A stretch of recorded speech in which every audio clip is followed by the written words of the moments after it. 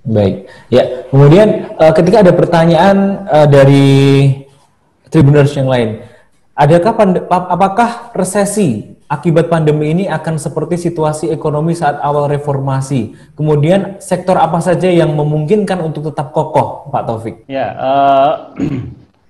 kalau saya melihatnya ini berbeda ya. Artinya apa? Bahwa kalau dulu itu ada banyak hal ya, kita ada krisis politik juga ya, krisis politik, kemudian ada banyak tata kelola dari sektor keuangan, kemudian tata kelola perusahaan itu banyak yang kurang bagus gitu ya, sehingga itu mengakumulasi semuanya, sehingga krisisnya itu sangat besar. Tapi kalau kita melihat sekarang itu kita punya saya kira kondisi ekonomi yang jauh lebih bagus gitu ya, kemudian kita tidak punya sebuah krisis politik ya, kita punya kondisi politik yang stabil saya kira ya, kemudian tata atau institusi dari keuangan kita, perbankan itu juga stabil, moneter kita juga stabil. Saya kira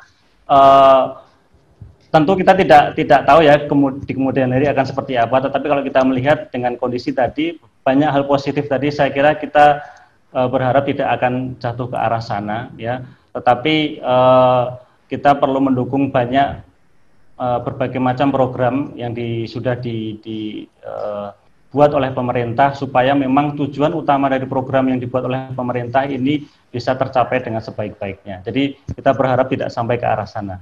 Oke, baik, terima kasih Pak Taufik. Dan ini ada pertanyaan dari Tribuners lagi, dan untuk Ibu Mimin, ini dari Adi Prasetyo.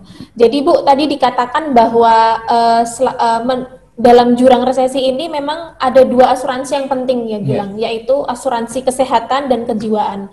Lantas apakah penting Ibu untuk asuransi pendidikan? Nah, sebenarnya saya mau luruskan dulu ya. Kalau di manajemen risiko, di perencanaan keuangan, asuransi itu sebenarnya kan untuk meminimalkan risiko keuangan terhadap sebuah keluarga.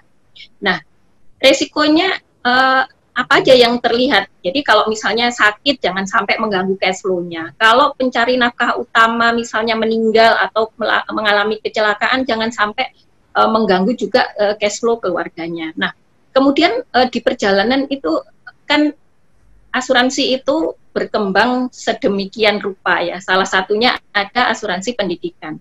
Nah, kalau ditanyakan ke saya apakah itu penting, sebenarnya penting nggak penting, karena sebenarnya asuransi pendidikan itu tujuannya itu adalah untuk menyiapkan dana pendidikan dan tersedia walaupun misalnya si pencari nafkah utama itu tidak ada, misalnya meninggal dunia misalnya kayak itu, sehingga nanti pada tahapan dia masuk sekolah di SD, SMP, SMA sampai perguruan tinggi, si anak ini tetap mendapatkan support dana dari perusahaan asuransi kayak gitu. Nah, tapi sebenarnya ini kan bisa ditutup dari asuransi jiwa.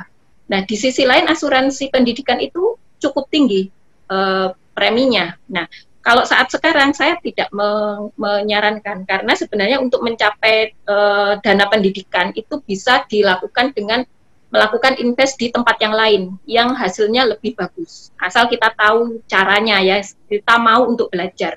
Nah, untuk mengantisipasi resikonya kita pakai asuransi jiwanya.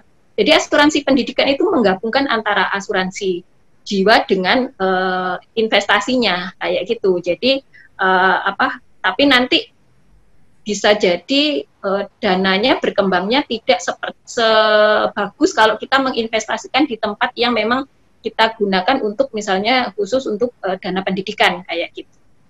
Nah, tapi ini perlu belajar lebih dalam lagi. Makanya tadi saya sampaikan asuransi yang penting di saat seperti ini itu adalah asuransi kesehatan, karena kondisinya seperti ini ya, untuk kesehatan kita nggak tahu kita bisa bisa terkena COVID atau enggak, kita bisa kena penyakit yang lain atau enggak kayak gitu. Nah, dan asuransi jiwanya untuk melindungi nilai ekonomi si pencari nafkah utama.